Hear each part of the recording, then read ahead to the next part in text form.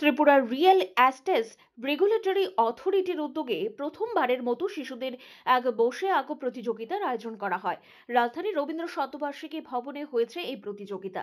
এই প্রতিযোগিতায় বিভিন্ন বয়সের নিরিখে শিশুদের 4টি ভাগে ভাগ করা হয়েছে। অংশগ্রহণকারী প্রত্যেক প্রতিযোগীকে উৎসাহ প্রদান করতে মেডেল এবং সার্টিফিকেট প্রদান করা হয়। বসে আঁকো প্রতিযোগিতার বিষয়ে সংস্থার এক পদাধিকারী বলেন, প্রত্যেক শিশু ফুলের মতো হয়, তাই প্রথম, দ্বিতীয়, তৃতীয় স্থান অধিকারের লৌকিক প্রতিযোগিতা থেকে খানিকটা বেরিয়ে অংশগ্রহণকারী প্রত্যেক বিভাগের ছাত্রছাত্রী তথা অঙ্কন শিল্পীদের মধ্যে অঙ্কন শিল্পের প্রতি অধিক আগ্রহ তৈরি করার তাদের এই প্রয়াস।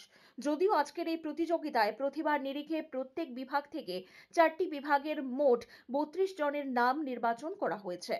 পরবর্তীতে বিশেষভাবে তাদেরকে পুরস্কার করা হয়েছে।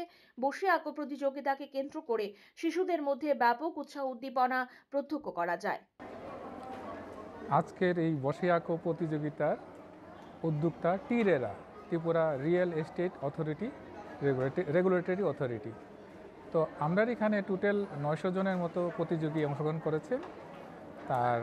তার টোটাল 4টা গ্রুপে এ বি সি ডি, এবং আজকে আমরা প্রত্যেকটা বাচ্চা যেহেতু আমাদের স্বর্ণের মতো, তার জন্য আমরা সবাইকে মানে মেডেল দিয়ে সবাইকে আমরা সম্মান এবং সার্টিফিকেট প্রদান করেছি। সবাই আমাদের কাছে গোল্ডেন স্টুডেন্ট সবাই।